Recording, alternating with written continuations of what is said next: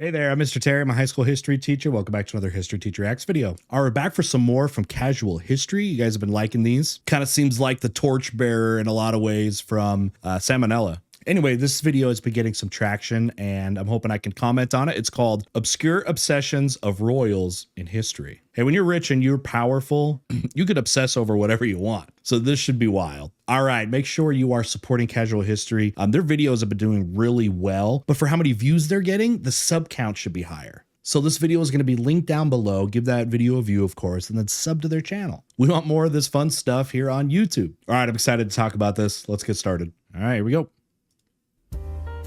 Just casual. All right, funny stuff we got. Oh gosh.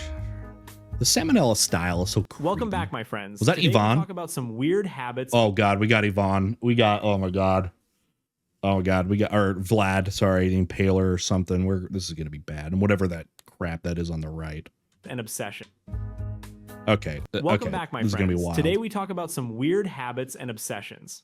Throughout history, there have been many influential people with rather special personalities. In some cases, these eccentric personalities manifested in the form of dangerous manias, weird obsessions, or strange collecting habits. So let's take a look at some of history's weirdos. I'm already grossed out. Number 1, King Friedrich Wilhelm was obsessed with giants. Friedrich Wilhelm I was known as a passionate militarist who massively enlarged the Prussian army during his reign. However, the king was especially obsessed with developing his own personal regiment of unusually tall soldiers. These soldiers were widely known and referred to as the Potsdam Giants. You know what? There's nothing wrong with that. This is still an early era where like being huge like that isn't going to be as detrimental as probably it is today because you can't hide and stuff like that. But historically, you want it. You put your best people on the front line. Shoot, North Korea, anybody they put near a border, they put their tallest individuals there to make it look like this is what all of our people look like. It's supposed to be intimidating.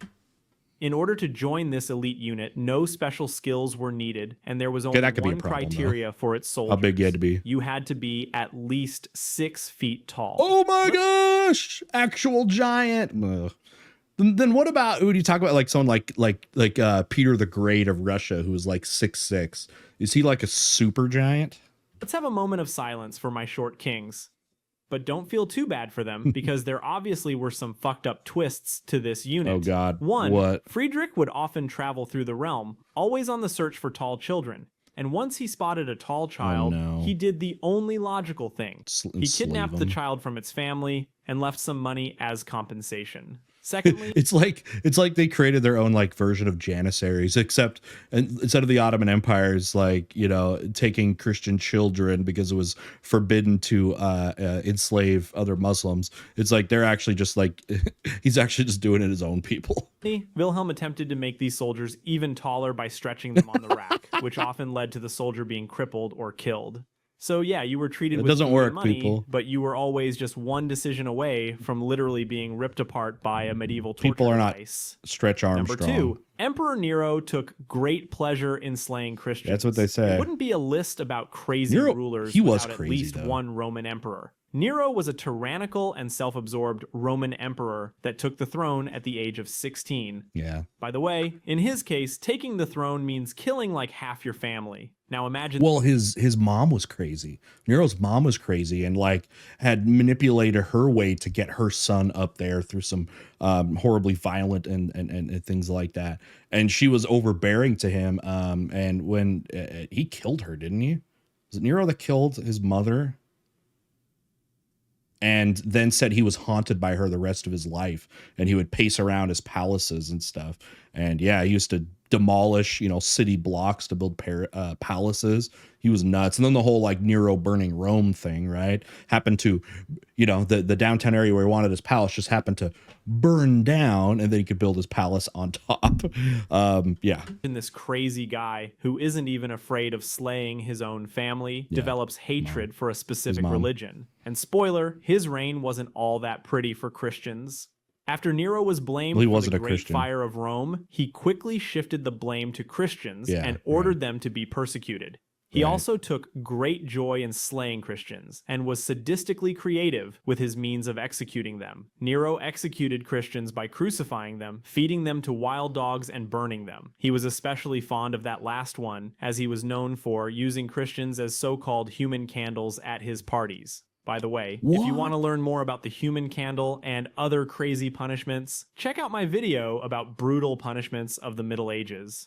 Number 3, Caligula had a bromance with his pet horse. Caligula, another weird dude. Stick with the Roman emperors and take a look at another maniac. He was into some Caligula was the Roman emperor from stuff. 37 to 41 CE, and the man wasn't without controversy. For example, his incestuous relationship to his sister. But no, incest wasn't his obsession, because his love for his sisters paled in comparison to the love he had for his horse, Incitatus. Caligula gave... Please don't tell me it's that kind of relationship with the horse. I haven't heard of this one. Gave the horse a marble stall and a house, and would even invite Incitatus into the palace to eat dinners.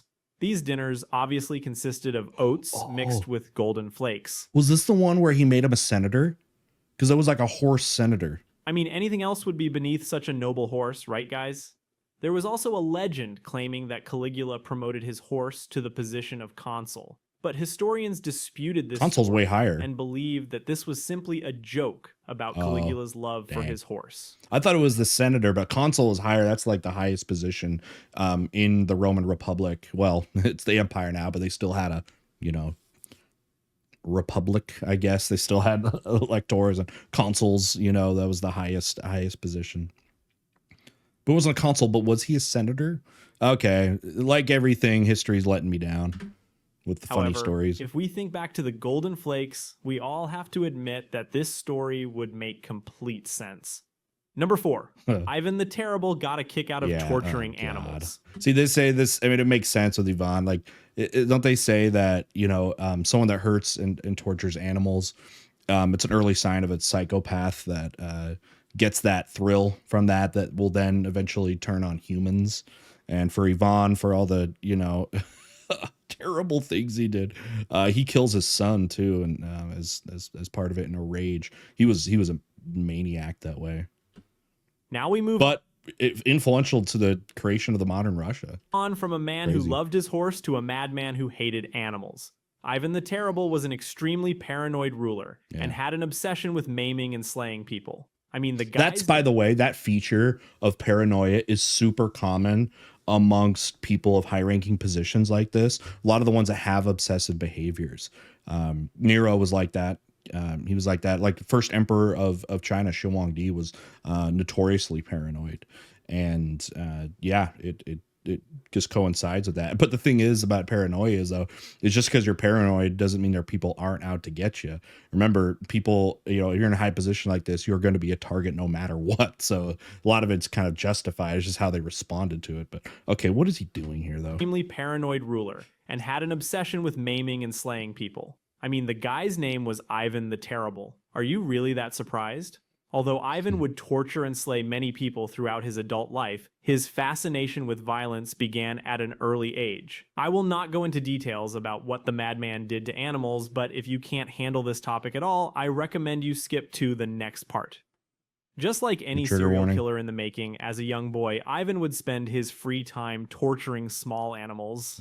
And like I said, I won't go into details. The animals out all you of have it. to know is that his actions included stray animals and high buildings. Number 5, Fyodor. Of Russia liked to ring church bells. Fyodor, the first, may have been the son of Ivan the Terrible. That literally gave me a stomach ache, like just hearing about that. I can assure you he was nothing like his psychotic father. While Ivan was obsessed with murder, his son preferred more tranquil means of fun like praying. He was very religious, and he would often visit various churches and monasteries throughout the region. Was he the flashlight movement? That's where they'd whip themselves as trying to recreate the punishment of Christ and have that whipping for their sins. That used to be a thing. It was popular in the Middle Ages, especially around like plague time.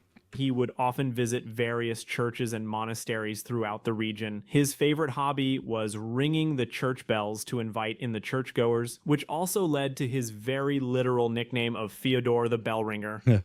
Number 6, Juana of Castile. loved spending time with her dead husband. Juana married Philip the Handsome of Austria when she was a teen. However, their relationship turned out to be rather toxic. Her husband became increasingly unfaithful to his wife, which sent Juana into fits of despair that revealed her delicate mental health. Ironically and disgustingly, their relationship actually became more loving after Philip's death. She is reported to have caressed and kissed Philip's corpse and did not part with it until it was embalmed and interred in a monastery near Burgos. But Juana couldn't contain her necrophiliac tendencies for long. Soon after, she had the coffin opened again to look at it and to kiss the corpse's feet for some reason. I'm literally getting sick. She would even get jealous and aggressive if any women dared to approach the coffin. Juana was only separated from her beloved corpse after she was imprisoned for life. Number 7. Christian the Seventh. Okay, I don't know if I'm going to make it through this video. I'm literally getting queasy here. This is disgusting. Can we have an obscure obsession that is not disgusting? And then, oh my God, then look at the title of the next Mark one. Couldn't keep his hands off himself. We move on from a woman who couldn't keep her hands off her dead husband to a young lad who couldn't keep his hands off himself. Christian exhibited I don't think I'm going to be sharing these with my students. But his most notorious was his obsession with pleasuring himself. You ask yourself how many times the young king masturbated? Well, let me put it like this. If the Christian myth was true that masturbation causes hairy palms, King Christian could have been casted as Chewbacca. According to accounts by the royal physician, he masturbated so much that it interfered with his duties as a leader. And by the way, this also interfered with his marriage. But don't worry, because according to historical accounts, none other than his royal physician took care of his wife, while Christian was busy rubbing one out. Number 8. Vlad III loved impaling people. Vlad was the ruler of Wallachia. I'm not telling my students. Okay, I can't tell my students about this video. If you're my student, you turn it off. If you're not, whatever. I got no authority over you. Okay. All right, Vlad the Impaler. Oh God. Just gonna get worse. It's just getting was known as Vlad the Impaler. I guess I don't have to explain why. Vlad loved impaled them through their butts, through their head. Oh my God. Impale his enemies and leave their bodies staked to the ground. He also disemboweled, skinned, and removed the heads of his victims while they were alive. Damn, no wonder they named Dracula after him. And yes, dude, Russia, you got some messed up founders, yo. The famous Count Dracula was named after Vlad the Impaler, but the character was not based on the brutal ruler. Number 9, Amalia of Bavaria had a glass delusion. Okay, is this gonna be better? Everything, I've been disgusted. I hope y'all are entertained with this. Look at this. This is what I go through for you guys. You want to see my reaction? I've never reacted so sick. This is supposed to be an educational channel. All right. I'm supposed to be helping the kids. All right. You came here to hear my history and behind all this stuff. Was an eccentric woman with a love of literature. This was her normal side, but believe me, she also had a very crazy side. The princess most likely suffered from obsessive compulsive disorder, which led to a little thing called glass delusion. What? The princess was convinced she had swallowed a glass piano. Yeah, I'm not shitting you. This was a phenomenon called a glass delusion that a number of people suffered from. In Emily's case, she would walk around with great caution. Wait, glass delusion is it's a thing? Like, it was not unique to her? That you swallowed glass? It can't all be glass pianos. Especially when passing through doorways so as to not... Did it ever make music coming out of her mouth? Break the piano hidden inside her stomach.